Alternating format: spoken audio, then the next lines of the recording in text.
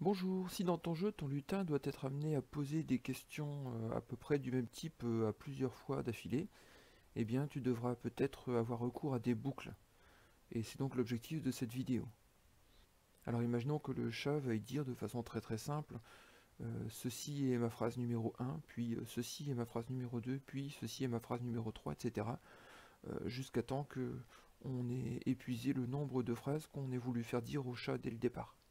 Alors comme on doit demander à l'utilisateur combien de phrases il veut dire, je vais d'abord créer une variable. Cette variable, je vais pouvoir l'appeler nombre de phrases par exemple. Encore une fois, il vaut mieux être assez clair dans les noms des variables qu'on choisit pour qu'on puisse comprendre a posteriori ce qu'on a voulu faire.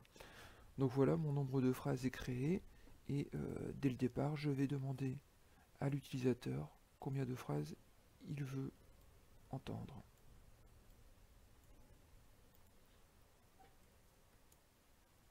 Voilà, on va évidemment mettre la réponse dans la variable.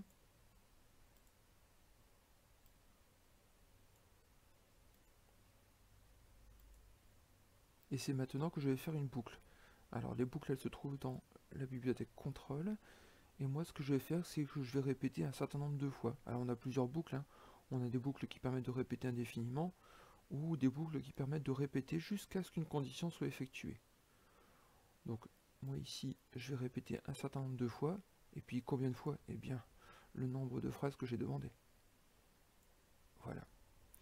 Et donc, ce que je veux simplement, c'est que le chat dise des phrases. Alors, je vais donc prendre le bloc dire quelque chose pendant allez, 2 secondes, ça sera largement suffisant. Je pense même que 1 seconde, ça sera très bien pour la démonstration que je vais vous faire. Et cette phrase, ça doit être ceci est ma phrase numéro 1 ou 2 ou 3. C'est-à-dire que dans cette phrase, tout le début de la phrase va rester le même, sauf la fin de la phrase, le 1, le 2, le 3 qui va devoir évoluer. Donc je vais devoir créer une nouvelle variable qui va s'incrémenter au fur et à mesure du déroulement de la boucle, c'est-à-dire que à chaque étape, cette variable va devoir être augmentée de une unité. Donc je vais créer cette variable. Voilà, on va appeler ça numéro de la phrase.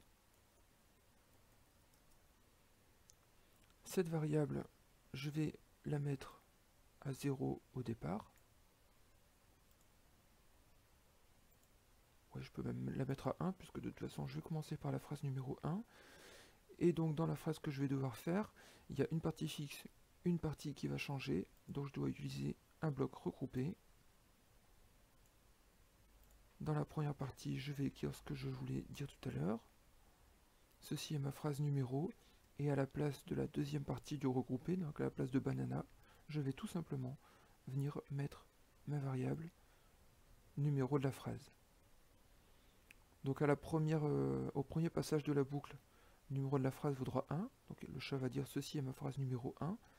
Et bien évidemment, avant de recommencer la boucle, il va falloir ajouter 1 à cette variable numéro de la phrase, de façon à ce qu'au deuxième passage, on ait ici le nombre 2.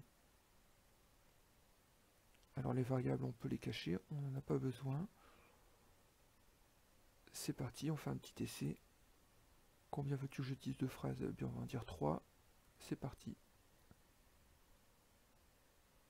Et voilà, c'est terminé.